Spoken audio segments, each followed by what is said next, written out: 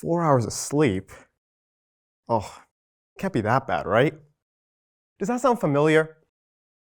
We've all been there. We decide to wake up at 7 a.m., but we just set that alarm at 3 a.m. And we get up, and we start to feel like a zombie. In fact, I was there actually last year. During exam season, I had an exam at 9 a.m., and I had gone to bed at 7 a.m. I thought, oh God, oh God, oh God, but I got through it. And it was rough, but I just remember the moment I felt so incredibly exhausted. And it begs me to ask the question, how important is my sleep really? And how crucial is it to my performance? Well, sleep is a restorative process that's essential in maintaining our cognitive functions and performing our daily affairs.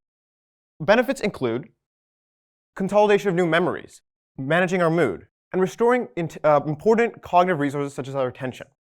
But again, I don't think this is enough to get across how important sleep is. I feel that we only truly understand it when we're deprived of it. The literature shows that when you have a good night of rest, you're able to manage your risks effectively, be able to think creatively and plan strategically when problem solving, and communicate coherently.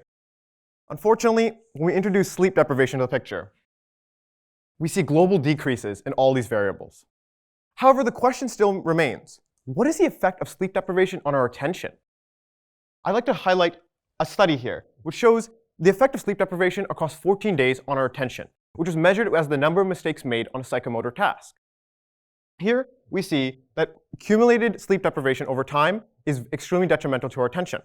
On the figure on the right, we see that participants that were on 4 hours of sleep and 6 hours of sleep reported similar levels of exhaustion. But again, on the figure of the left, we see that their performance are diverge significantly. The scary part comes in the fact of the black line, which represents complete sleep deprivation over 3 days. And we see as you accumulate minor sleep deprivation over time, your performance starts approaching that of complete sleep deprivation. And so I'd like to ask a question. What do you think is less dangerous, driving sleep deprived or driving drunk?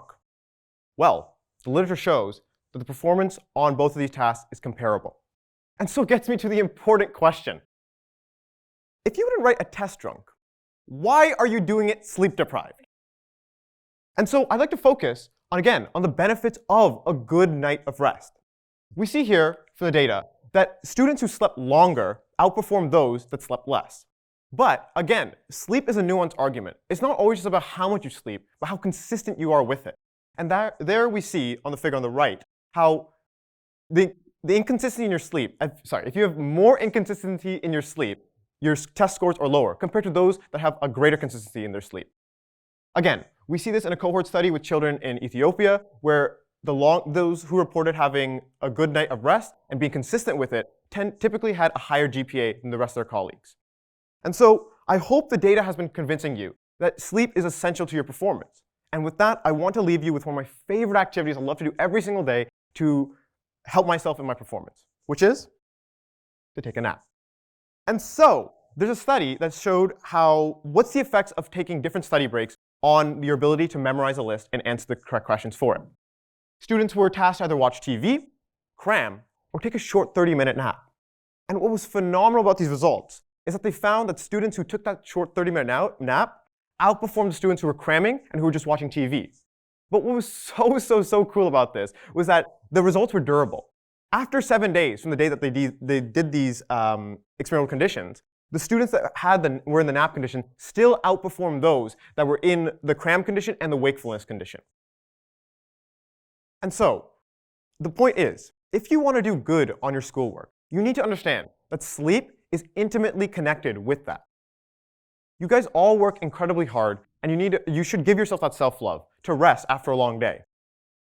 So again, if you want to do your best, you should rest. And, it's nap time. Thank you.